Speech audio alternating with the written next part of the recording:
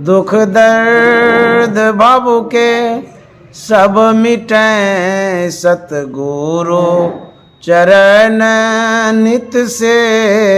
ये दुख दर्द भव के सब मिटे सतगुरु चरण नित से।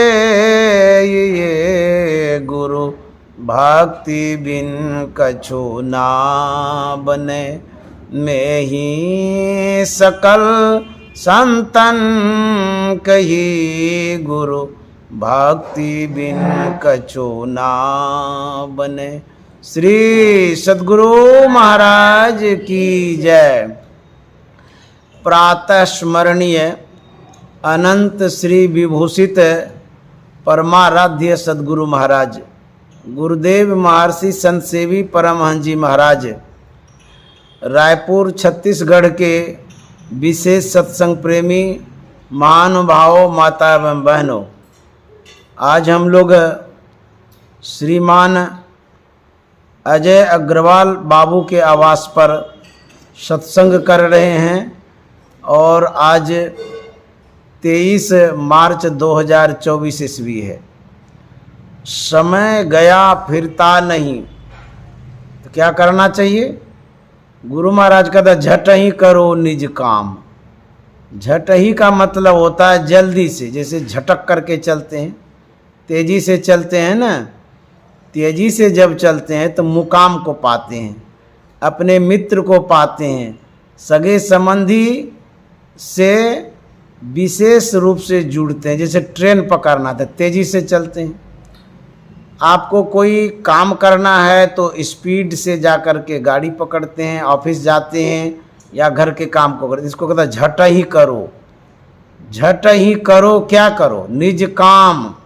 कहते हैं जो अपना काम है। निज काम मतलब अपना काम। आप जीवात्मा हैं, इसका क्या काम है? कहते हैं भगवत भजन करना, ध्यान करना, सत्संग करना, ये निज काम है। और काम जो है वो निज काम नहीं है, शरीर का काम है, संसार का काम है, पढ़ाई का काम है, दूसरे का काम है। निज काम है झट ही करो निज काम सत्संग। गुरु महाराज ने लिखा है ना, सत्संग नित और ध्यान नित, ये जो रोज करने का यही निज काम है। और का क्या कहते हैं? झट ही करो, जल्दी से करो। क्यों? कहते हैं पल में परलय होएगा। ये परलय क्या होता है? आपके जीवन में जो परेशानियां आती हैं, आपके जीवन में जो संकट आता है, आपके जीवन में जो उलझन आता है, ये भी परलय है। दूसरा परलय क्या है? कहते हैं परलय यही है कि आपका प्राण निकल गया, जीवन लीला समाप्त हो गई, शरीर छूट गया, तो आपके लिए पूरा संसार परलय हो गया। परलय का मतलब होता है पूरा विलीन हो जाना, समाप्त हो जाना, संसार का गौण हो जाना। तो जब शरीर छूट जाता है तो संसार गौण हो जाता है उसके लिए। जिसका शरीर छूटा उसके लिए परलय होगा, हो गया। तो कबीर साहब कहते हैं परलय कब होगा? कहते पल में होगा। पल कहते हैं आँख की जो पलकें गिरती उठती रहती। अब बुझे इतनी जल्दी जीवन लीला समाप्त होगी। संत महात्मा कहते हैं परलय हो जाएगा, पल में परलय होएगा। कहते हैं बहुरी करेगा कब? अरे तो तू कब करना चाहता है?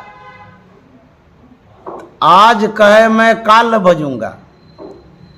अब लोगों की स्थिति को देखिए, जो शुभ काम है उसमें टाला टूली करता है, और जो संसार का काम है उसमें संलग्न हो जाता है, तल्लीन हो जाता है, पिल करके काम करता है, सुबह से लेकर के शाम तक उसमें लगा रहता है। तो संत महात्मा क्या कहते हैं? तो कबीर साहब कहता आज कहे मैं कल बजूंगा, काल कहे फिर काल। देखिए ये मन की गतियां हैं, व्यक्ति की विचारधाराएं हैं। जो सर्वसाधारण लोग होता है वो कहता अभी क्या पड़ा हुआ है, कर न लेंगे, हम तो कभी भी कर सकते हैं। तो कबीर साहब कहते हैं आज कहे मैं कल करूँगा, और जब कल हो जाता है तो जीवन में काल किसी के पास नहीं आता है। कल जैसे आज हम सत्संग कर रहे हैं, अब तो दूसरे दिन कल हो जाएगा, तो कल भी फिर तो काल हो जाएगा। तो कल आता है? कभी नहीं आता किसी के जीवन में। जिस दिन आप जो कुछ भी करते हैं उस दिन आज बोला जाता है, और जिस दिन आप काम करते हैं उसको कल नहीं बोला जाता है। तो कबीर साहब कहते हैं काल कहे फिर काल। यदि आप कल पर समय या काम टालते रहते हैं तो वह कल क्या हो जाता है? कहता काल हो जाता है, विकराल हो जाता है। इसीलिए कल पर कोई भी काम नहीं छोड़ना चाहिए, अभी का काम तुरंत निपटा लेना चाहिए। क्यों?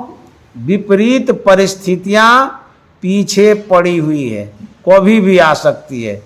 मान लीजिए किसी के पीछे दुश्मन लगा हुआ हो, और यदि वो सावधानी नहीं बरते तो दुश्मन पीछा करके मार देगा। उसी तरह से जो काल है, काल रूपी दुश्मन पीछे पड़ा हुआ, और खाली वो इंतजार करता है वक्त का, समय का। और जैसे ही उसको मौका मिलता है, काल अचानक मारसी ज्यों तीतर को बाज। अचानक मौत होती है, और जो भी काम हम सोचे हैं वही पड़ा रह जाता है। तो कहते हैं काल जो है, कल है, वह कभी किसी के जीवन में न आया है और न कभी आएगा। इसीलिए कल पर कोई भी काम नहीं छोड़ना चाहिए। कल काल के समान है, विकराल के समान है। इसीलिए जो काम हो शुभस्य शीघ्रम। जीवन में जो समय है, यदि हम व्याकरण पढ़ते हैं तो व्याकरण के दृष्टि से 3 काल होता है, 3 समय होता है। इस समय को, जीवन में जो समय आता है उसको बांट दिया गया है। कौन कौन काल है, कौन कौन समय है? कहते हैं भूतकाल, वर्तमान काल और भविष्यत काल। ये जो काल है यह 3 भागों में है। भूतकाल का मतलब होता है जो समय बीत गया, जो कार्य कर चुके हम, उसी को कहते हैं बीता हुआ समय, उसका नाम है भूतकाल। बीते हुए समय को भूतकाल कहते हैं। जो बीत गई सो बात गई। जब भी आपके जीवन में कोई घटनाएं घटती हो या कुछ भी होता हो तो उसको नज़रअंदाज कर दीजिए, छोड़ दीजिए। क्यों? वहाँ आपके हाथ में नहीं है, आप कुछ नहीं कर सकते। बीते हुए समय को ला भी नहीं सकते हैं, अब बीते हुए समस्याओं को सुलझा भी नहीं सकते हैं, क्योंकि वो तो बीत गई। दूसरा वर्तमान काल होता है। वर्तमान का मतलब होता है अभी जो हम बैठे हैं सत्संग में, इसको वर्तमान कहते हैं। जब से आँख खुलती है, जब तक आँख बंद नहीं होती है, वही वर्तमान है। तो जब आप जगे हैं तभी आपके लिए वर्तमान है, और जब सो जाते हैं आपके लिए सब समय बेकार ही है। सोने के बाद कुछ भी आप नहीं करते हैं। तो जब तक आप कार्य करते हैं, काम करते हैं, जब तक आप सचेत सावधान रहते हैं, जब तक आप जगे हुए रहते हैं, उसको कहते हैं वर्तमान काल। तो वर्तमान में जैसे अभी हम लोग सत्संग कर रहे हैं, इसको वर्तमान काल कहते हैं। तीसरे काल के विषय में कहते हैं भविष्यत काल। भविष्य कहते हैं जो हमारे जीवन में अज्ञात है, क्योंकि भविष्य को आप जानते हैं, कोई नहीं जानता है। लेकिन भविष्यवाणी भी बहुत लोग करता है कि आपके जीवन में सुख होगा, दुख होगा, संकट होगा, समस्याएं आएगी। आपके जीवन में लिखा हुआ है कि हवाई जहाज आप खरीदेंगे, आदि आदि बातें। जो भविष्य वक्ता है, भविष्य करने वाला जो है, वो बताते रहता है कि भविष्य में ये होगा। आपसे पूछना चाहता हूँ, आप बताइए कि आप अपने भविष्य को देखे हैं? किसी ने नहीं देखा है। लेकिन जो बोल रहा है उसने भी नहीं देखा है। जो बता रहा है वो भी तो अनुमान करता है, अंदाज करता है कि आपके जीवन में ऐसा होगा, वैसा होगा। तो कैसा होगा, नहीं होगा, कोई नहीं जानता है, हम भी नहीं जानते हैं। तो कहते हैं जो भविष्य वाणियाँ हैं, जो भविष्य का जीवन है, वह अज्ञात है, ढका हुआ है, छिपा हुआ है, ओझल है, नज़रअंदाज है, वो कोई पता ही नहीं है। अब सोचिए, अपने मन में विचारिए कि जो भूतकाल है, जो बीता हुआ समय वो तो चला गया, उस पर आप कुछ नहीं करते, न टीका न टिप्पणी, कोई फायदा नहीं है। जो बीत गया वो भूतकाल चला गया, और जो भूतकाल को बीते हुए समय को सोचता है उसी को भूत पकड़ता है। समझ गए? तो उसको कुछ नहीं करना है। जो बीत गया तो जाने दीजिए उसको। जो भविष्यत है, क्या उसके लिए आप सोचते रहेंगे? अच्छा, मान लीजिए आपको कहा गया है कि आपके भविष्य में हलवा, पूरी, टिकरी, रसगुल्ला, गुलजामुन लिखा हुआ है, तो चुपचाप आप बैठ जाइए कमरे में और देखते हैं कि आपके सामने कैसे हलवा, पूरी, टिकरी आता है। अरे, उस भविष्य के ऊपर यदि आप निर्भर करेंगे तो कुछ नहीं मिलने वाला है। तब क्या करें? कहते भविष्य को भी छोड़ दीजिए। एक काल आपके सामने में है, एक समय आपके सामने में है, जिसको वर्तमान कहते हैं। अभी का जो समय है, जब तक आप जगे होते हैं तब का जो समय होता है उसको वर्तमान कहते हैं। तो जो वर्तमान आप बनाएंगे, संत महात्मा कहते हैं भविष्य आपका वैसा ही बनेगा जैसा वर्तमान में बनाएंगे। जैसे अभी आप सत्संग कर रहे हैं, यह वर्तमान आपका बड़ा सुंदर बन रहा है। आपका जो भविष्य जीवन है वर्तमान पर टिका हुआ है। अभी आप भोजन करेंगे तो पेट भरेगा, कोई काम करेंगे तो 2 पैसा होगा, सत्संग करेंगे तो अच्छा संस्कार होगा। इसी को तो वर्तमान कहते हैं। जो व्यक्ति वर्तमान पर नजर नहीं डालता है, जो वर्तमान को नहीं बनाता है, उसका भविष्य तो खराब है, खराब है। भविष्य को यदि बनाना चाहते हैं तो वर्तमान को बनाइए। अभी मान लिया जाए, कहेंगे कि हमको भोजन करने का लिखा हुआ है और जलपान बनेबे नहीं करेगा, तो जिस समय जलपान का टाइम होगा तो खाएंगे क्या? अरे भाई, पहले से तो बनाना पड़ेगा। बना करके रखेंगे तो जैसे सत्संग समाप्त करेंगे वैसे जलपान कर लेंगे। ठीक उसी तरह से हम अपने जीवन को यदि बनाना चाहते हैं तो कैसा बनाना चाहते हैं? जैसा भी आप अपने जीवन को बनाना चाहते हैं तो वर्तमान में बनाइए। अभी बनाए। मजदूर लोग सवेरे सवेरे जाता है काम करने के लिए, और यदि वो कहे कि नहीं अभी हम सो जाते हैं, अभी नहीं जाएंगे काम करने के लिए, क्या उसको मजदूरी मिलेगी? पैसा मिलेगा? कभी नहीं मिल सकता है। तो आपको करना पड़ेगा, आपको कार्य करना पड़ेगा। 3 चीज है वर्तमान में। क्या है? एक तो आपके लिए शरीर है, उसके बाद आपके जीवन में आपका मानसिक स्थितियां हैं, मन जिसको कहते हैं। तीसरा है आत्मिक स्थिति, जो आत्मा है, और संसार तो है ही। तो कहते हैं यदि आप सवेरे सवेरे स्वास्थ्य के लिए ध्यान देते हैं तो स्वास्थ्य आपका बढ़िया बना रहेगा।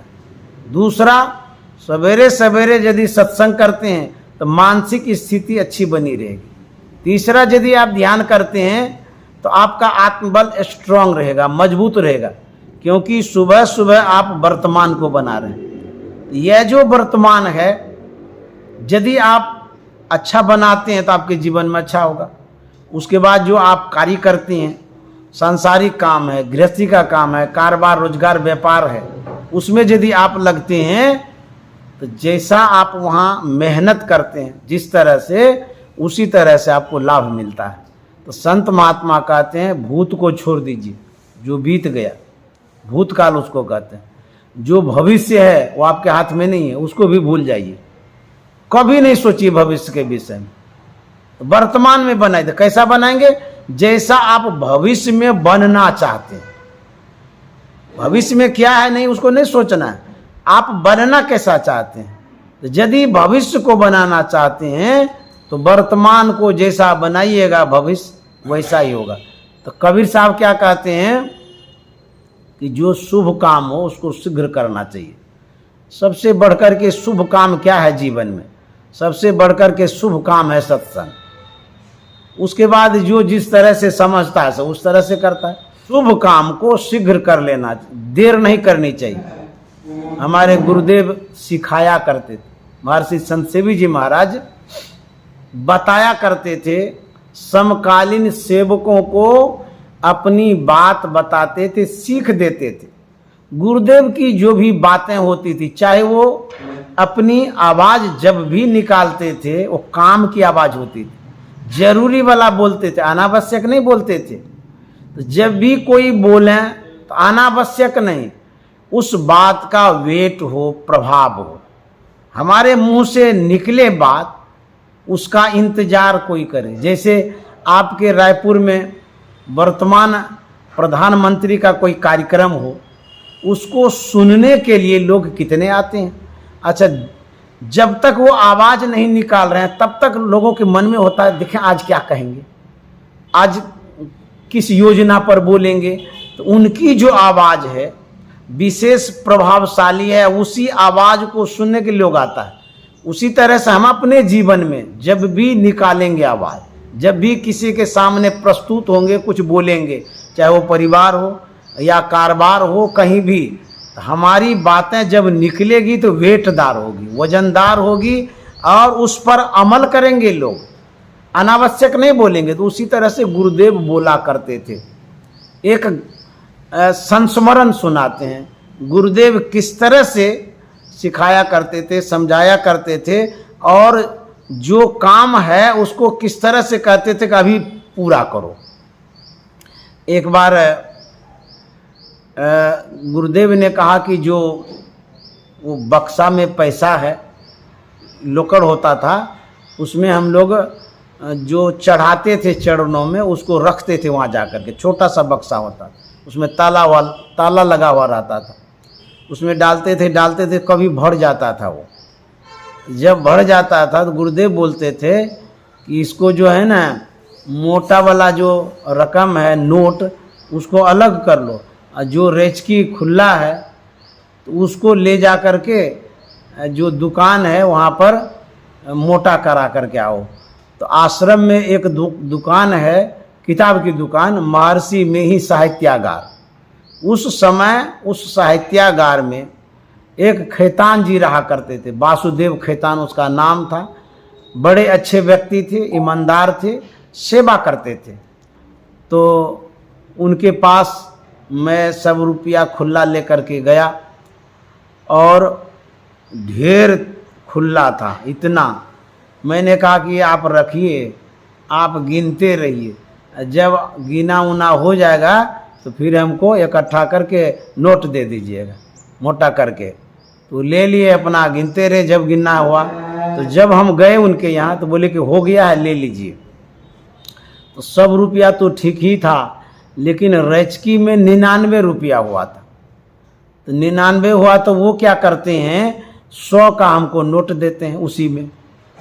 तो हम बोले कि ये क्या कर रहे हैं, बोले कि 99 हुआ था तो 1 रुपया का क्या मायने है, तो ले लीजिए। हम भी ले लिए, नोट 100 का दे दिया, हम लेकर के आ गए। सब रुपया मैंने गुरुदेव को दे दिया।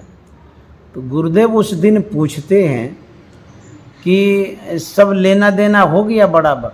हम बोले हाँ हुजूर हो गया, जो भी दिए थे वो हमको खैतान जी दे दिए हैं। तो फिर गुरुदेव पूछते हैं दोबारा कि कोई बाकी उकी तो नहीं है। तो मेरे मन में हुआ कि दोबारा हुजूर पूछ रहे हैं, 1 रुपया का तो लफड़ा लगा है, 99 वाला फेड़ा। तो बोले हुजूर वो खैतान जी बोल रहे थे कि 99 का रेचकी हो गया था लास्ट में, ये 100 का नोट ले लीजिए। तो मैं 100 का नोट तो लिया हूँ, हो सकता है यही बाकी बुकी हो। तो बोले तब 1 रुपया बाकी हुआ ना, तो उसको दे आओ। हम बोले हुजूर वो तो बोले कि ले जाइए ना, क्या होगा, 1 रुपया का क्या मायने है। बोले नहीं नहीं, जाकर के दे दो। तो मैंने कहा कि हुजूर अभी तो बक्सा खोल करके सब रेचकी दे ही दिए हैं, तो बक्सा में कहाँ से होगा। तो बोले कि नहीं नहीं, बक्सा खोलो। अब देखिए गुरु की लीला होती है, चमत्कार करते हैं, वो सब जानते हैं। हम अज्ञानी जीव हैं, हमको क्या पता बक्सा में है कि नहीं। हम तो सब खोल के ले गए थे, और तुरंते की तो बात है, कैसे हम सोच सकते हैं कि उसमें रुपया भी होगा, और कौन डालेगा उसमें। देखिए होता क्या है, गुरुदेव कहा था कि नहीं जा करके दे आओ। हम बोले हुजूर अभी तो खुला लेकर के गए हैं, अभी कहाँ से बक्सा में होगा 1 रुपया, जब आएगा चढ़ाएगा कोई तो दे देंगे। बोले नहीं बक्सा खोलो। तो आज्ञा पा करके मैंने खोला, तो बक्सा को जैसे खोलते उसमें 1 रुपया था। तो बोले कि दे आओ। तो मैं गया देने के लिए, खेतान जी के पास पहुँचे तो कहते कि क्या बात है। बोले कि वो 99 का फेरा लगा दिए आप, हुजूर बोले कि जाकर के 1 रुपया दे दो। तो खेतान जी बोलते हैं अरे इसमें क्या बात है, 1 रुपया का क्या मायने है, 1 रुपया गुरुदेव के पास चला गया तो चला गया। बोले नहीं हमको बोलेगा अभी दे आओ, बाद की बात नहीं है, तो आप ले लीजिए। तो उन्होंने ले लिया। जब गुरुदेव के पास आया तो महर्षि संत सेवी जी महाराज हमें क्या सिखाते हैं, कहते हैं कि जो 1 रुपया बाकी बकाया मेरे पास रहेगा, उस 1 रुपया कर्ज को चुकाने के लिए मुझे फिर से जन्म लेना पड़ेगा। देखिए गुरुदेव ऐसा काम करके गए कि कोई लटकन फुदना नहीं, कोई लेना देना नहीं, जो भी करना हो तुरंत शीघ्र कर लीजिए। और गुरुदेव कहते थे कि यदि कर्ज रखते हैं तो फिर लेने देने के लिए चुकता करने के लिए आना पड़ेगा। तो गुरुदेव ने कहा किसी का बाकी बकाया नहीं रखो, शुभ काम को शीघ्र कर दो, जो भी लेना देना हो सब पूरा करो। तो गुरुदेव क्या कहते थे कि शुभ से शीघ्रम, शुभ काम को शीघ्र करो। निवास में संत सेवी जी महाराज के निवास में नाई आता था, सप्ताह में 1 बार बाल बनाया जाता था, वो बनाते थे। तो नाई पैसा नहीं लेता था। तो वो जो ठाकुर था बड़ा श्रद्धावान, बड़ा श्रद्धालु था वो, और बड़ी सफाई सुथरा के साथ वो आता था। उनके लिए वस्त्र दे दिया जाता, नया वस्त्र पहन के आते थे बाल बनाने के लिए, और पूरा हाथ धुलवाते थे साफ सुथरा करके, उसके बाद वो बाल बनाते थे। तो जब जाने लगते थे तो गुरुदेव कहते थे इनको प्रसाद दो, तो ढेर प्रसाद भी देते थे, और कुछ कपड़ा लत्ता वगैरह भी कभी कभी दिया करते थे। तो इस तरह से जो कोई काम करते थे गुरुदेव कहते थे कि उनको जो भी मेहनताना है, जो भी मजदूरी है उसको दे दो, लिपटा दो। क्यों ऐसा कहते थे? इसलिए कि काल अचानक मारसी ज्यों तीतर को बाज, यदि हम किसी का बकाया उधार लेकर के चले जाएंगे तो बाद में वो बदनामी करेगा, कहेगा कि वो फलाना व्यक्ति मर तो गया लेकिन हमको डुबा के गया, हमारा बाकी था दिया ही नहीं, ये कैसा आदमी था, अब हम मांगेंगे तो देगा ही नहीं कोई, कहेगा हम लोग नहीं जानते हैं। तो गुरुदेव यही सिखाते थे कि जो संसार का काम है निपटारा करते जाइए, कल पर मत छोड़िए। कल का सूर्य उदय हम देखेंगे कि नहीं देखेंगे क्या पता, क्योंकि मृत्यु कभी भी आ जाती है, किसी भी तरह से आ जाती है। मौत बता के कभी नहीं आती। किसी को बताया है कि अभी आप मरेंगे? कभी नहीं ऐसा होता है। तो तब संत महात्मा कहते हैं कि आज कहे मैं कल भजूंगा, काल कहे फिर काल, आज काल के करत ही अवसर जासी चाल। यदि आप काल काल करते रहेंगे आपके पास समय ही नहीं आएगा। उसके बाद आपका जो मूल काम है, इम्पोर्टेंट जो जरूरी काम है वही छूट जाएगा। आपको दुख भी होगा, कष्ट होगा, मन में वेदना होगी कि फलाना काम रह गया, बड़ा अच्छा काम था वो तो कर ही नहीं पाए। एक आदमी मेरे पास आता था जब साप्ताहिक सत्संग होता था, वो आता तब था जब उनको अपनी पत्नी को सत्संग में छोड़ना होता था। तो मोटरसाइकिल से आता था, अब पत्नी को आश्रम में छोड़ देता था, साप्ताहिक सत्संग में वो चला जाता था काम पर। मैंने उनसे कहा कि आप थोड़ा देर तो सत्संग में बैठ जाइए। बोले नहीं हमको फुर्सत नहीं है, हमारे पीछे बहुत लेबर सब काम करता है, लकड़ी मिस्त्री था, यदि हम सत्संग करेंगे तो लेबर सब बैठ जाएगा, हमको बहुत क्षति हो जाएगी, हम नहीं बैठ सकते, हमारे पास समय ही नहीं है। लेकिन जब जब वो आते थे मैं ज़रूर कहता था कि थोड़ा देर ही तो बैठ जाइए, अरे काम धंधा तो ऐसे जीवन में होते रहता है। कभी भी व्यक्ति संसार के काम को न पूरा किया है, कोई भी न करके जाएगा। चाहे आप अंबानी बन जाइए, जितना भी आपके पास रुपया हो तब भी काम रहेगा। अंबानी है तो उसके पास उतना बड़ा बड़ा काम है, वो भी चाहता है कि दुनिया में सबसे बड़ा हम बने, तो रोजगार फैलाते रहता है, काम फैलाते रहता है। दुनिया में भी जब बन जाएगा तब भी कहेगा कि मैं ये करूँगा। संत महात्मा कहते हैं, जो 10 20 50 भये सत, होई हजार तू लाख मंगेगी, कोटि अरब खरब असंख्य, धरापति होने की चाह जगेगी, पृथ्वी पताल हो राज करे, तृष्णा अधिकी अति आग लगेगी, सुंदर एक संतोष बिना सठ, तेरी तो भूख कभी न मिटेगी। कहते जब तक संतोष नहीं होगा शांति नहीं मिलेगी, सुकून नहीं मिल सकता है। आप अरब खरब पति बन जाइए, पूरे संसार का अधिपति बन जाइए, फिर भी आपको सुख चैन नहीं मिलेगा, तो संसार का काम कभी पूरा हुआ ही नहीं है, न कर सकते हैं। संसार को यदि आप बनाना चाहते हैं कितना भी, वो अधूरे रहेगा। क्यों? परमात्मा बनाने वाले हैं, वो तो संसार को अधूरा बना दिए, उतने सामर्थ्यवान। और आप सर्वसाधारण व्यक्ति संसार को बनाना जा रहे हैं, नहीं बन सकता है।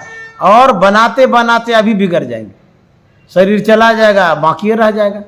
इसीलिए हमारे गुरुदेव सिखाते थे, छेदी बाबू थे व्यवस्थापक, जो दिल्ली में अभी रहते हैं, छेदीलाल रामू का, उस समय कुप्पा घाट के व्यवस्थापक थे। जब टहलने के लिए जाते थे वो साथ में जरूर जाते थे, मैं भी जाता था। तो गुरुदेव आगे आगे होते थे, उसके बाद छेदी बाबू होते थे, उसके बाद मैं होता था। एक दिन की बात है, वो समाधि की ओर जा रहे थे टहलने के लिए गुरुदेव। तो जैसे ही सत्संग हॉल के करीब पहुँचे तो छेदी बाबू ने कहा, व्यवस्थापक थे, कि हुजूर मैं चाहता हूँ कि जो ये सत्संगियों के लिए बैठने का हॉल है ये कम पड़ जाता है, इसको विस्तार करना चाहते, बढ़ाना चाहते हैं, आपकी आज्ञा हो तो इस पर काम किया जाए।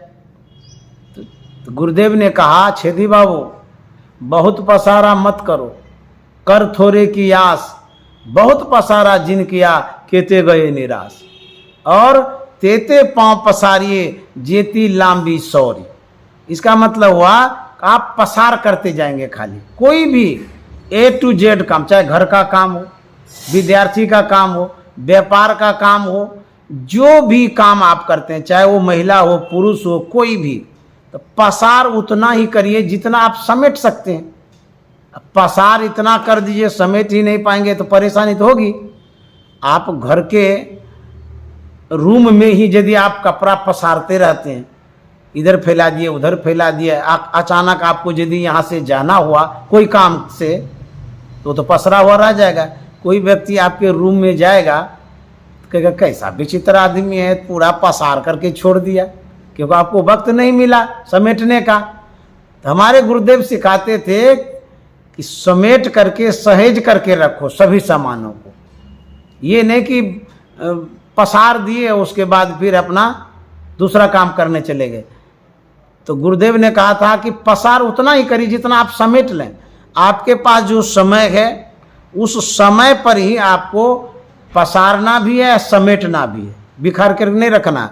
और कहते हैं कि तेते पांव पसारी, मतलब आप कुछ भी पसारते हैं, कुछ भी करते हैं, कारोबार में ही आप पैर फैलाते हैं। पैर फैलाना का मतलब काम जो करते हैं उतना ही हम अपने सिर पर भार लेंगे जितना में हमको सिर दर्द नहीं हो। अब सिर दर्द ही हो जाए आप संभाल कैसे सकेंगे? कोई व्यक्ति को माथा दुखने लगता है, उसको समझ में ही नहीं आता कि हम करें तो क्या करें। इतना फैला दिए, पसार दिए, तो दिमाग उसका काम नहीं करता है, तो फिर वो क्या आगे बढ़ेगा, डेवलप कर सकेगा? नहीं कर सकेगा। तब कारोबार को संभालने के लिए सहयोगी तो चाहिए, जो आपके साथी हैं, कर्मचारी हैं, मुंशी हैं, उसको आप रखते हैं, उसको संभालने के लिए आपका दिमाग होना चाहिए। किसको क्या काम दिए हैं, नहीं दिए हैं, कैसे दिए हैं, तो कहते हैं उतना ही पसारिए जितना आप संभाल सकते हैं।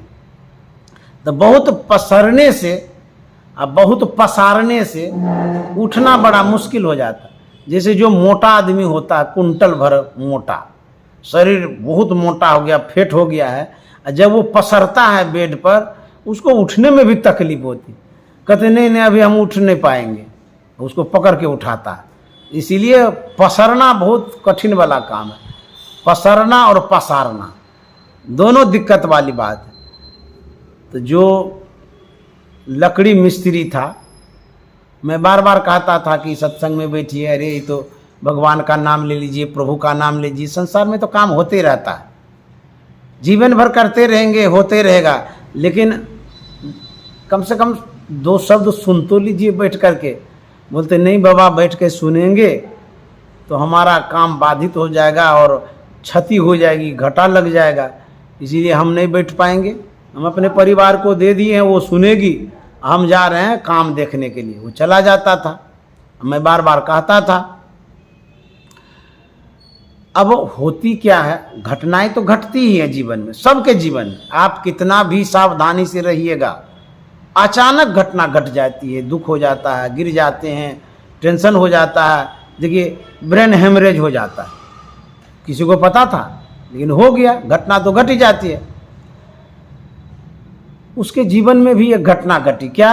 वो मोटरसाइकिल से जा रहे थे, ऐसा एक्सीडेंट होता है कि उसके हाथ का पैर का हड्डी फ्रैक्चर हो जाता है, हाथ और पैर दोनों डैमेज हो गया।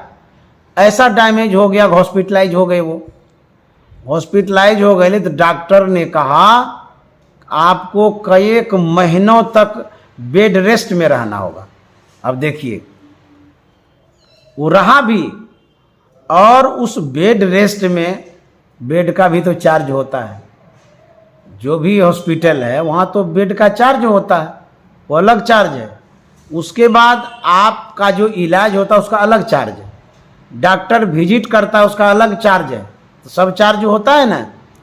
तो 3 महीनों तक वो रहा बेड पर, क्योंकि वैसी स्थिति ही हो गई थी। 3 महीनों में उसका जो जमा पूंजी था, जो भी बेचारे ने जमा किया था, वो सब उसी में लग गया।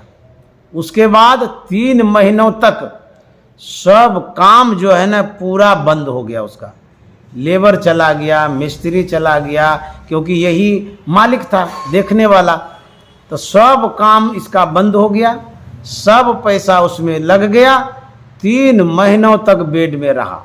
उसके बाद जब मैं मिला उनसे, देखने भी गया था उनको, घर पर गया था, तो मैंने कहा श्रीमान ये बतलाइए 3 महीनों तक आपका काम कैसे चला? आप तो ठेकेदार हैं, आपको तो फुर्सत नहीं मिलता है। 3 महीनों तक जो काम हुआ आपका, हुआ कि नहीं हुआ, क्या हुआ सो बताइए। बोले कि बाबा क्या कहेंगे, सब काम बंद हो गया, सब लेबर भी छोड़ दिया काम। और हम बोले कि और क्या हुआ? बोले कि जो पैसा हम कमाए थे जमा पूंजी, वो डॉक्टर के इलाज में चला गया, और दुख तो अलगे से हुआ। मैंने कहा आपको शरीर में कष्ट तो हुआ ना? बोले बहुत, बेचैन होते थे, पेन किलर ले ले करके हम आराम करते थे, सोते थे, शरीर में कष्ट हुआ। दूसरा जमा पूंजी भी चला गया। जब मैं कहता था सत्संग करिए, तो आप क्या कहते थे कि हमारा काम कौन देखेगा? तो श्रीमान ये बतलाइए 3 महीनों तक काम किसने देखा? तो बोले 3 महीनों तक तो काम बंद ही रहा। तो जब 3 महीनों तक काम बंद हुआ, हम शुभ काम करने कहते थे, सत्संग करने कहते थे, यदि आप थोड़ा सा ही वक्त देते, अरे 5-10 मिनट दे देते, तो सदगुरु की कृपा होती, ईश्वर की कृपा होती। जो इतनी दुर्घटना घटने वाली थी, कम से कम वो तो नहीं होती, कम में होता। जो हो वह सूली सजा कांटे ही चले जाए। यदि आप अच्छा काम करते हैं, लिखा हुआ है संस्कृत में, धर्मो रक्षित रक्षित है। अच्छा काम में समय आप देते हैं, ये निरर्थक नहीं जाता है। आप यदि सत्संग में, अच्छे कामों में, धर्मों में, पुण्य में, पूजा में यदि आप समय देते हैं, वो निरर्थक नहीं जाता, आपके जीवन में काम आता है। थोड़ा ही समय देते, कहते थे कि हमको फुर्सत नहीं मिलता है। ईश्वर भगवान ने आपको पूरा फुर्सत दिया। अब फुर्सत दिया तो दिया, बीमारी भी हुई, तकलीफ भी बढ़ी, जमा पूंजी गई। 3 महीनों तक कंटिन्यू आपने भोगा है। तो कम से कम थोड़ा थोड़ा यदि धर्म में आप समय देते हैं, आपके ऊपर गुरु की कृपा होती, ईश्वर की कृपा होती, परमात्मा की कृपा होती है। इसीलिए साधु महात्मा के बातों को मानना चाहिए। आपसे उनका क्या लेना देना है? साधु भूखा भाव का, धन का भूखा नहीं। जो धन का भूखा सो तो साधु नहीं। आपके उपकार के लिए वो आते हैं, आपके उपकार के लिए वो बताते हैं, आपके उपकार के लिए वो जताते हैं। आप उपकार भी नहीं चाहते हैं अपना, आप भला भी नहीं चाहते हैं अपना। तो जब भला चाहते ही नहीं हैं तो बुरा तो होगा ही होगा।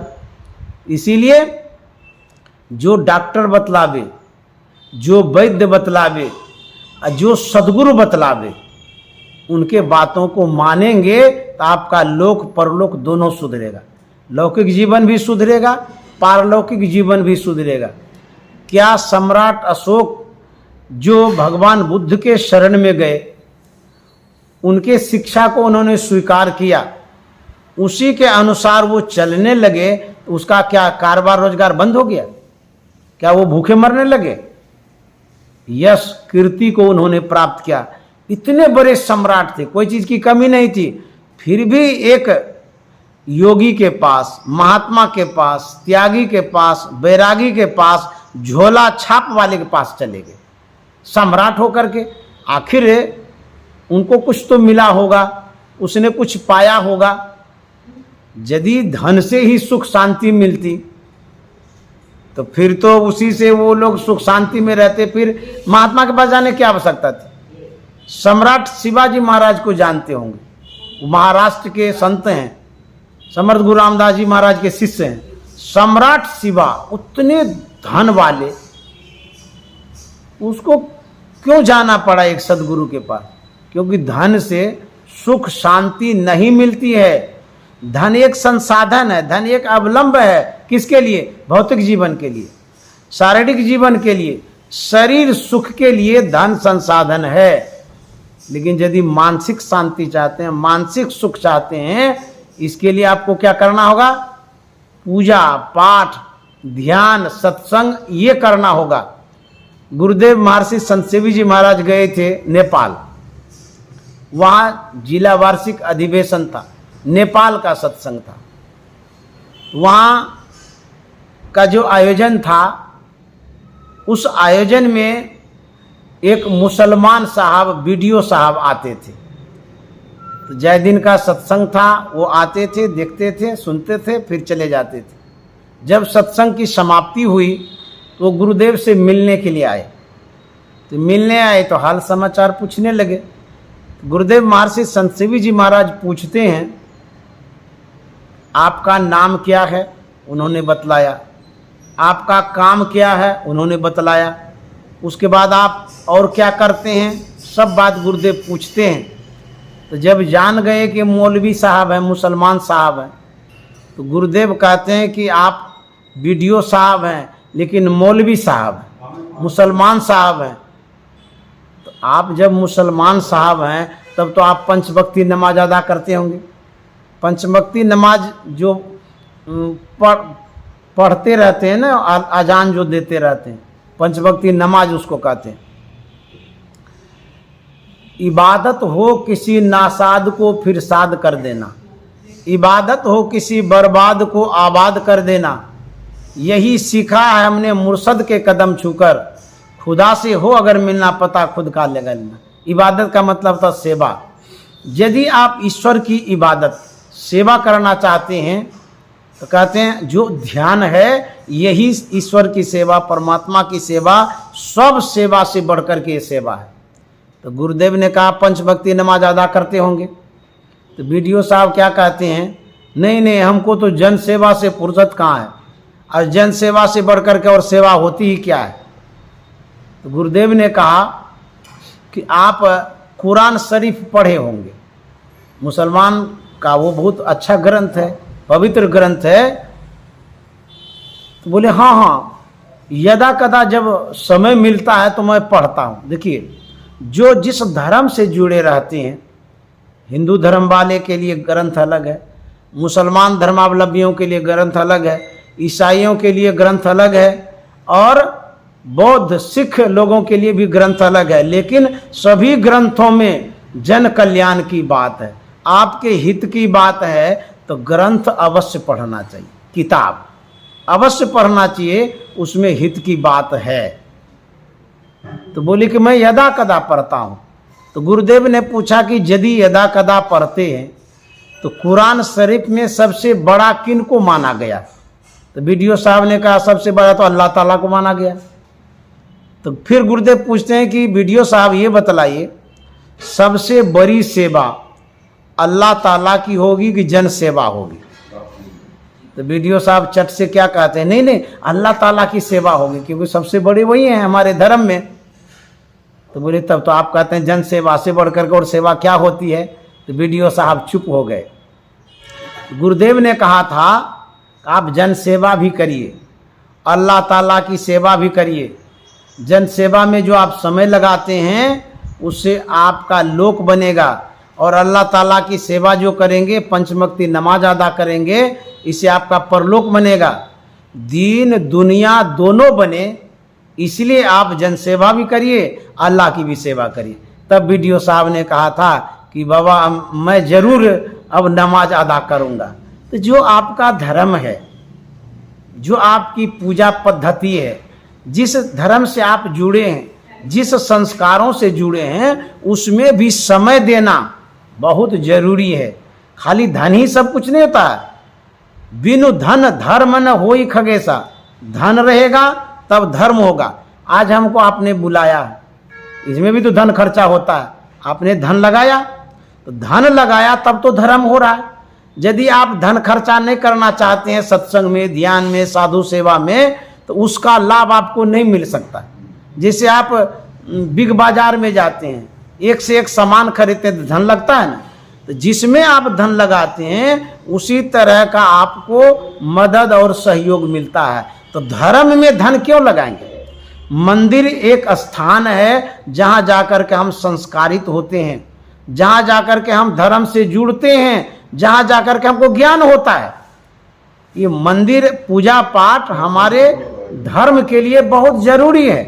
धन क्यों देते हैं मंदिर में? धन इसलिए देते हैं कि हमारा धर्म स्ट्रांग हो।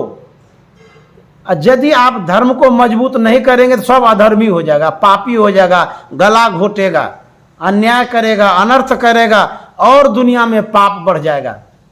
सिर्फ भौतिक ज्ञान से आप विशेष व्यक्ति नहीं हो सकते हैं। रावण के पास भी तो बहुत ज्ञान था। बहुत ऐसे आतंकवादी होते हैं, इंजीनियरिंग की पढ़ाई करते हैं, साइंस की पढ़ाई करते हैं, कंप्यूटर की पढ़ाई करते हैं, लेकिन करता क्या है?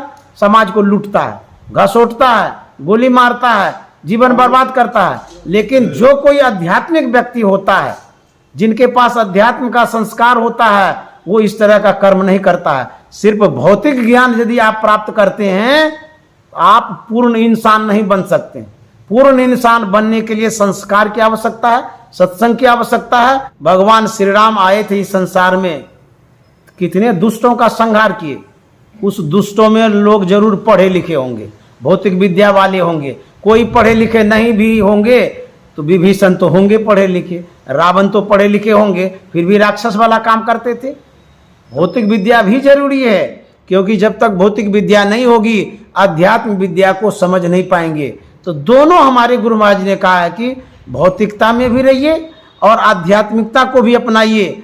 हमारी जो संस्था है, जो हमारा धर्म है, उसमें जो नियम बना दिया गया है, सोच के समझ करके बनाया है कि हम अपने समाज का कल्याण कैसे करेंगे। इसीलिए मंदिर है, इसीलिए पूजा है, और उस समाज को ऊंचा उठाने के लिए, संस्कारित बनाने के लिए जो संस्थाएं हैं, उसमें सहयोग की आवश्यकता है। अयोध्या में जब मैं गया, वहाँ पर मैंने देखा लाखों लोग आ रहे हैं, वो भी दान कर रहे थे, मैंने भी दान किया। मैंने ये भी देखा कि वहाँ अन्न खिलाया जा रहा था, दान किया जाता, खिचड़ी भी बट रही थी, कहीं और कुछ बट रहा था। तो वो जो लोगों को खिलाया जा रहा है, तो दान नहीं करेंगे तो वो उपकार कैसे होगा। मैंने भी खाया, खिचड़ी बट रही थी वहाँ पर अयोध्या में, मैंने भी खाया। एक बार नहीं खाया, कई दिन तक रहा तो कई बार खाया, उसका तो पैसा मैंने नहीं दिया। तो धर्म में जो भी दान दिया जाता है वो हमारे लिए ही लगता है, हमारे उपकार के लिए लगता है, हमारे जरूरी के लिए लगता है। जो अध्यात्म से जुड़ा हुआ आदमी रहेगा, जिसके अंदर में अध्यात्म का संस्कार रहेगा, वो क्रूर कभी नहीं बन सकता, वो आतताई कभी नहीं बन सकता है। वो समाज का कहीं न कहीं हित करेगा, कल्याण करेगा। हमारे प्रभु श्री राम आध्यात्मिक थे, धार्मिक थे, संस्कारी थे, तब उनके अनुसार हम लोग चल रहे हैं, तो आज शांति है। संतों ने कहा है, आग लगी आकाश में, चुई चुई पड़े अंगार, अगर न होते संत जन तो जल जाता संसार। यदि संत महात्मा नहीं रहे, आध्यात्मिक शिक्षा नहीं रहे, पूजा पाठ नहीं रहे, तो लोग लड़ करके, मर करके, कट करके समाप्त हो जाएंगे, दुनिया बर्बाद हो जाएगी। निकता यदि जीवन में रहेगा, आपको शांति, सुख, सुकून, मंजस की शिक्षा, मेल की शिक्षा, प्रेम की शिक्षा दिया जाएगा। आध्यात्म नहीं रहेगा, अनर्थ हो जाएगा, अन्याय हो जाएगा और विनाश हो जाएगा, बर्बाद हो जाएगा। इसीलिए संत महात्मा क्या करते हैं, ज्ञान दे करके, शिक्षा दे करके, संस्कार दे करके, सत्संग सुना करके लोगों को मेल की बात, प्रेम की बात, सहयोग की बात सिखाता रहता है। इसलिए ये जरूरी है। लोगों को चाहिए सत्संग भी करें, ध्यान भी करें, जो हमारे गुरुदेव ने सिखाया है। मेल से रहिए, प्रेम से रहिए और अध्यात्म से जुड़े रहिए। अध्यात्म है तो आपका जीवन अवलंबित है, आधारित है। अध्यात्म जिस दिन समाप्त हो जाएगा, उस दिन अंधविश्वास पूरा हो जाएगा और विनाश हो जाएगा, समाप्त हो जाएगा। इसलिए हमारे ऋषि मुनि महात्मा संतों ने जो एक अध्यात्म का आधार दिया, इसको पकड़े रहिए। इसी से आपका लोक और परलोक दोनों सुधरेगा। इन्हीं शब्दों के साथ वाणी में विराम। श्री सद्गुरु महाराज की जय।